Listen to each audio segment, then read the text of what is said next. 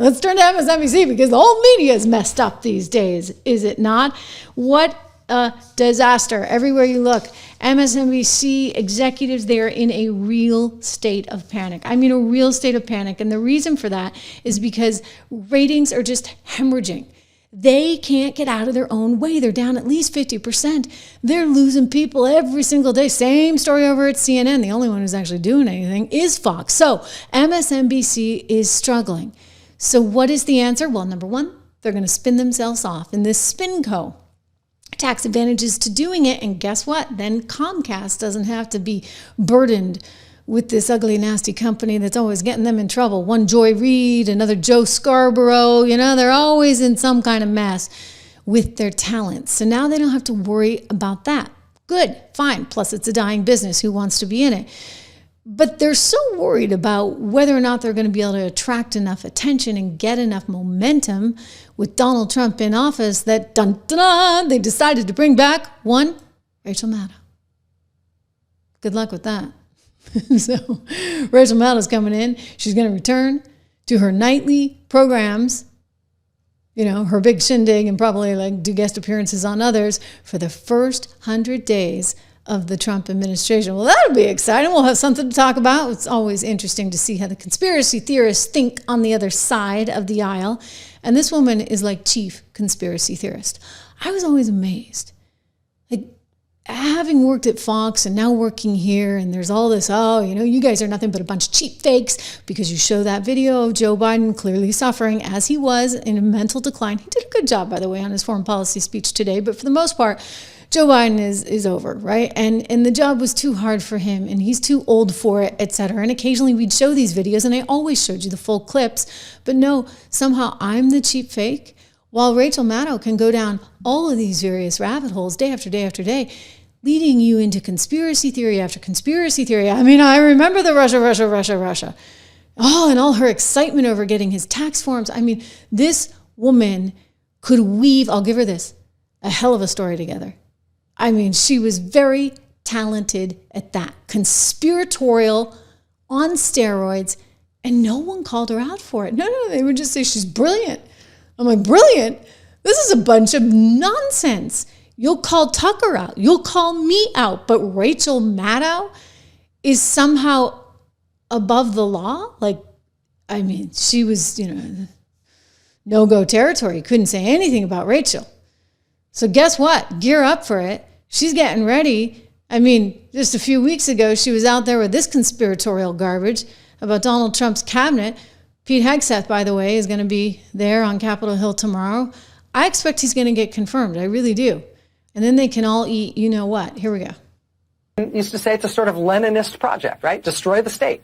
This is the cabinet that you nominate to not to run the U.S. government to do anything, but to destroy the U.S. government so that the U.S. government can be fundamentally reimagined as something much more like a unitary, authoritarian, or autocratic, for lack of a better term, system. Okay. Really?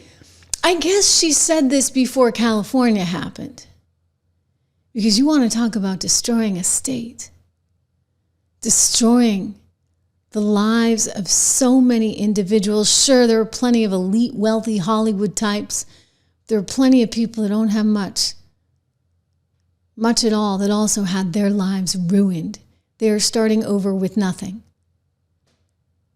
So that's how you destroy a state, by having incompetent leaders. And believe me, California is filled with incompetent leaders. We're going to get to that after I talk a little bit more about the media. We have to get to that because it's just disgusting what's going on. And not only that, they're trying to profit off of it.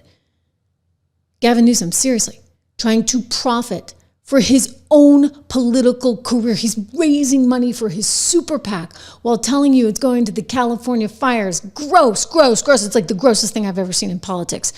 But so is this woman. All right, so is this woman, Rachel Maddow, saying, you got to be scared now because journalists, they're going down in this new regime. Listen to her. The free press needs to give the people of this country assurances that they will not become state TV, that they will stand and fight together. They will put aside rivalries and petty professional differences. They will stand and fight together as the free press, as the fourth estate, as an institution that is a pillar of our democracy, as these guys on the other side inevitably start picking off individual journalists, individual publishers, individual news organizations to try ultimately to turn us all into some American accented version of RT. Really? Kind of like you guys tried to pick off me or Tucker or Steve Hilton or Lou Dobbs or anyway, I mean, like the left has an organization called Media Matters that does nothing but pay people to look at everything a conservative anchor says on television and take it out of context.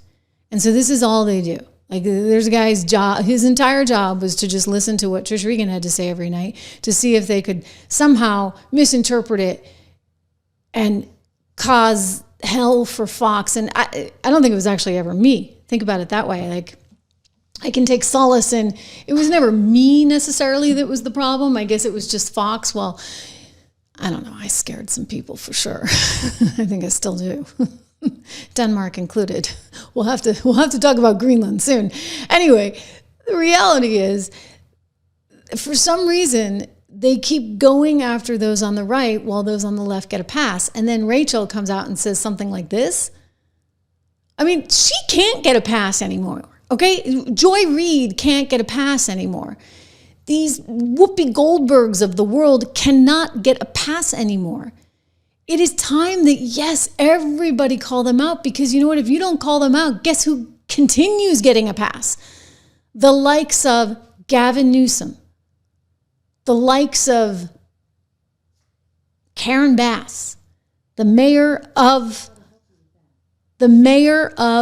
Los Angeles, who for some reason felt like it was more important to be in Ghana to celebrate the inauguration of the new Ghana president, as opposed to actually being with her people as these massive winds were pouring in. What a disgusting display, really, from them. I mean, it's nauseating. But, you know, it's all about DEI, DEI, DEI. It's one of the reasons I created 76 Research, my financial research company.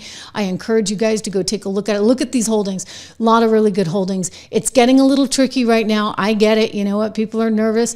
Valuations are very high, so we're going into the new year here in 2025. So how do you invest? Go check it out, 76research.com. It just costs $1 a month with code word dollar, DOLLAR. It is my company that I started with a very dear friend, Rob Horton.